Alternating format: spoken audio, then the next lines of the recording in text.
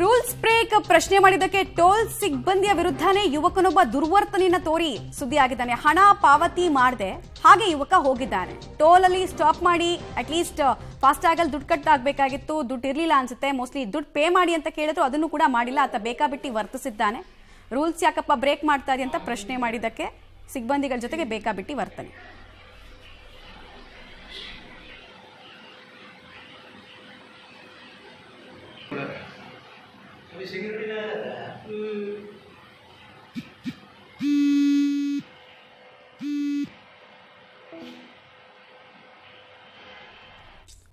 Details ಕೊಡ್ತಾರೆ ದೀಪಕ್ ಜೈನ್. ಈ car ಯಾರಿಗೆ ಸಂಬಂಧಪಟ್ಟಿದ್ದು, ಯುವಕ ಎಲ್ಲಿಯವನು, ಅದೇನಾದ್ರೂ ಗೊತ್ತಾಗ್ತಾ ಇದೆಯಾ? ಮತ್ತು ಟೋಲ್ ಸಿಬ್ಬಂದಿ ಈ ಯುವಕನ ವಿರುದ್ಧ ಸ್ಟೇಷನ್ ಮೆಟ್ಟಿಲ್ ಹತ್ತೋದಕ್ಕೆ ಏನಾದ್ರೂ ಪ್ರಯತ್ನ ಪಟ್ಟಿದ್ದಾರಾ? ಡೀಟೇಲ್ಸ್ ಏನೇನಿದೆ?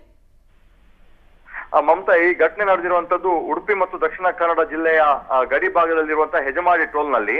ಹೆಜಮಾಡಿ ರಾಷ್ಟ್ರೀಯ ಹೆದ್ದಾರಿ 66ರಲ್ಲಿ ಒಂದು ಮುಖ್ಯ ಟೋಲ್ ಇದ್ರೆ ಅದರ ಪಕ್ಕದಲ್ಲಿ ಹೆಜಮಾಡಿ ಪೇಟೆಯಿಂದ ಒಳಗೆ ಬೀಚ್ ಬದಿಗೆ ಹೋಗೋದಿಕ್ಕೆ ಒಂದು ಮಿನಿ ಟೋಲ್ ಮಾಡಿದ್ದಾರೆ.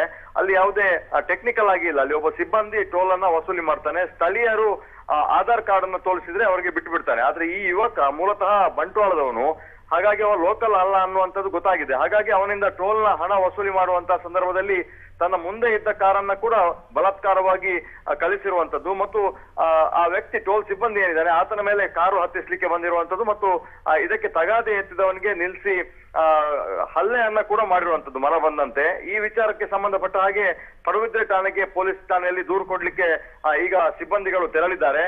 ಆತ ಮೂಲತಃ ದಕ್ಷಿಣ ಕನ್ನಡ ಜಿಲ್ಲೆಯ ಬಂಟ್ವಾಳದವನು ಅಂತ ಹೇಳಿ ಸದ್ಯಕ್ಕೆ ಸಿಕ್ಕಿರುವಂತಹ ಮಾಹಿತಿ.